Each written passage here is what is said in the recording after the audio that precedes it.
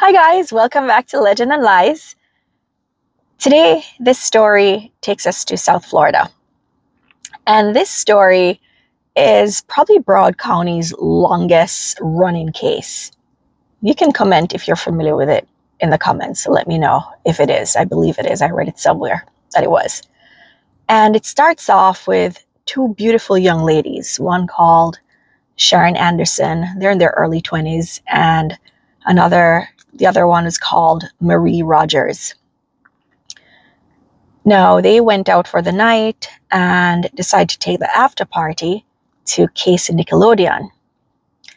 Casey Nickelodeon was owned by Butch Casey, or Casey Butch, whichever one they called him. And they went there because they were familiar with him. They went there and decided they're going to take the after party back to Casey Butch's house, which was maybe about a 10-minute drive from the club. Another thing to note is that this club was very popular back in the 90s. It was a place to go. Everyone went there. It was a spot that closed like at 7 in the morning. So it was like known as the after party spot and the before party spot. So it was very popular. And Casey was well known in the area, or in Fort Lauderdale / Miami area, because he had this really popular restaurant. So I'm going to be driving down there so I can show you exactly where this restaurant is. And while I'm driving, I'll tell you the story. So once they're at Casey's house, they decided that's where the after party was going to be. No, they were there having a good time, chatting, laughing, having fun, drinking champagne, and, just doing the typical. Until they were surprised by two men. And these two men, they were masked. Their faces were covered up. One had like a t-shirt over his face. The other one had a full mask over his face. And they had guns. They tied them up. They started to beat them. They started to gun butt them. And pushed one of them, I believe it was Marie. One of them pushed her off the chair while she's tied up. I mean, it was terrible. Afterwards, all three of them were, or maybe I should say unalived. So all three were unalived. Now, the next day, Sharon's mom was worried about her because she's saying, this isn't like Sharon. She's trying to get through to her. They were supposed to go to a theater. They had tickets to go to the theater, and she hasn't seen her. She hasn't heard from her, and that's not like Sharon. So she calls Marie's mom because she knew that the two girls were together, and she says, I can't get a hold of Sharon, and have you heard from Marie? And Marie's mom's like, no, I thought they're together. And they immediately called 911 to file a missing persons report. When the restaurant manager realized that Casey didn't show up to Casey Nickelodeon, everyone started making alerts. The police ended up going to Casey's house because they're saying he's missing. They don't know where he is. And that's when the police looked through the sliding glass door in the back and realized that they were all unalived inside the house. Of course, Marie's mother had to get that news, and Sharon's mom and sister, and a sister who she was very close with, I think they're like a year apart. They were very, very close. Not only that, her sister was about 8 or 9 months pregnant at the time when Sharon died. And Marie had a 2-year-old daughter. For weeks, they couldn't find a lead. They couldn't link it to anything. They were saying, Casey was arrested back in the 80s for a cocaine charge. But I mean, that's a very long time ago. That was a good 7-8 years that had happened. And they just couldn't figure out where this was coming from. Anyway, while they're doing their investigation, guess what they end up finding? They end up finding a secret camera that Casey had placed on a shelf, and he was just recording. The cameras just kept recording. When the detectives found it, they're like, oh my goodness, I wonder if the murder is on there. And when they went through it, the camera captured the murder. Everyone was shocked. This is 1994, not like nowadays when you have cameras everywhere. You have a Ring camera, you have one in your living room. So this was 1994, where you typically don't get stuff caught on camera, right? So here we are with camera footage. And guess what happened? The two killers had on a mask, but one of them, after he unalived the three, took the mask off, and you could see it was grainy, but you could still see exactly who it is in the video. So they ran it on TV, they ran it on local news, had up signs, wanted posters, and they couldn't figure out who he was. Until maybe about 2 or 3 weeks later, in Miami, which is the county south of Broward County, there was an attempted burglary. No, not even attempted. It was two men that broke into a house, and they attempted to rob them, but one particular guy, he was in the house, which the two burglars didn't see, and he ran to the bathroom, called 911, and that's how the police came and caught the two burglars. When they arrested the two burglars, one of the cops says, no, this guy, Pablo Ibar, who was one of the burglars, looks just like the guy in the video. So they sent it up to Miramar Police Department and said, hey, we have someone who looks very similar to the guy in your video. And he sends a picture up. And Miramar Police was so convinced that this was Pablo. And I'm sorry, they were so convinced that they had their guy, that Pablo was their guy, they decided to do a lineup. Now you ask who would be there because there are no eyewitnesses. Well, there was one witness who was a neighbor who lived a few homes down. Hold on one sec.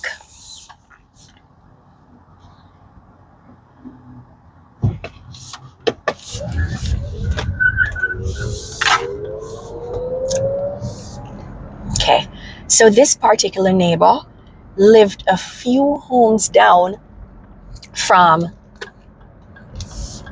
Butch Casey, and saw two men driving Butch's convertible Mercedes at the time. So he went to the stoplight, and saw them there, and he made eye contact with the one in the passenger seat, and he was able to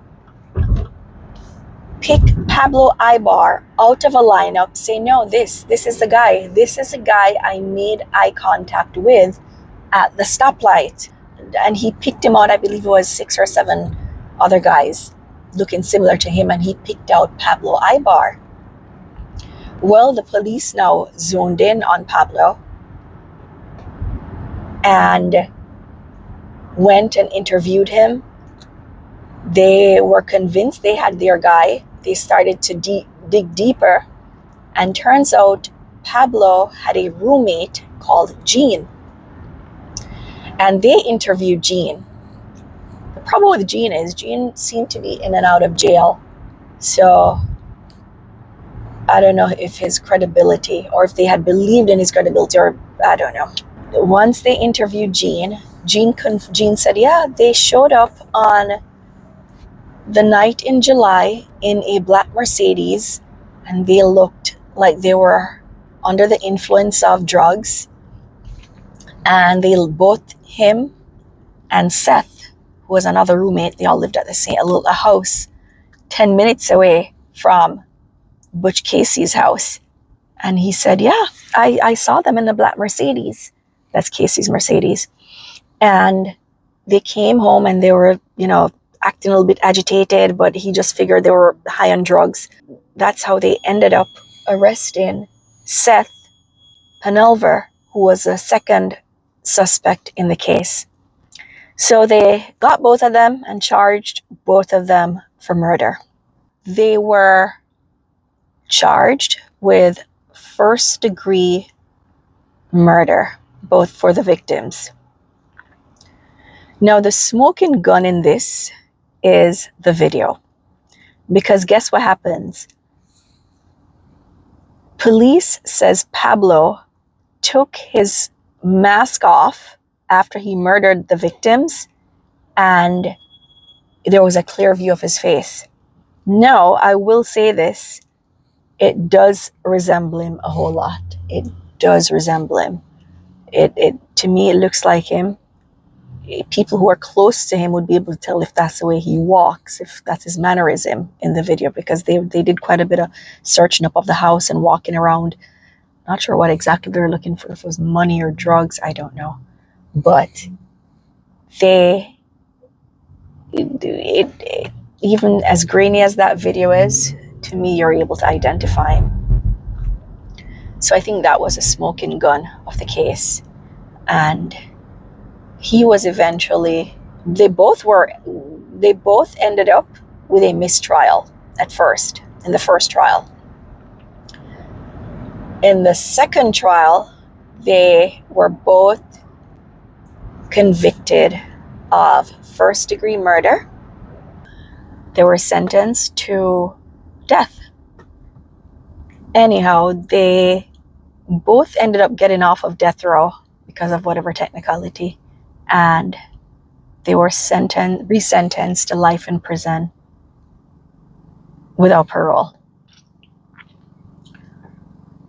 With that said, Seth ended up getting a new trial. He had appealed and ended up getting a new trial. When he got the new trial, this is, I think, after spending about 19 or 20 years in prison, he ended up getting off on that trial. So he's free now. Pablo, who is still in prison, ended up getting a new trial a few years ago. But he was still convicted, and he was resentenced to life in prison. So this was the restaurant. I'm not going to come out because it looks lonely. But this was it. This was, what's it called now? The Polo Bar and Grill. Yeah, I think it's closed. But yeah, this was Casey Nickelodeon back in the days. And this was the spot. I'll drive to the other side of the parking lot. Oh, here we are.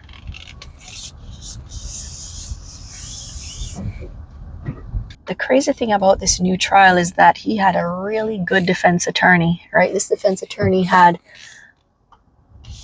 like almost no losses, right? The attorney ends up dying, and he still uses the same firm with the other attorneys, but he ended up losing that case. Now he had to be resentenced. And so the question was, would he be resentenced to death or would he be resentenced to life? Turns out he ended up being resentenced to life. And I remember I was watching a documentary with Marie's mom. Marie's mom said, her 2-year-old was too young. She was too young to realize what was going on, but she kept looking outside for her mommy. Like she kept wondering when her mommy was coming home. And the camera then focused on Pablo's reaction. And I don't know if it was now that he has children, because he ended up marrying his longtime girlfriend in prison, and they have 2 kids together. So I don't know, now that he's grown up and he realized the hurt that he may have caused, I could see the look of regret on his face. Well, at least that's what I thought it was. And he actually looked very remorseful. He looked remorseful like, what have I done? How could I have done that? That's how I interpreted that look. Very sad, truly sad. Sad all the way around, because now he has 2 kids, 2 beautiful boys. He's married, has a wife. He'd love to be free to take them to baseball practice or basketball practice or whatever it is that they do. You know, to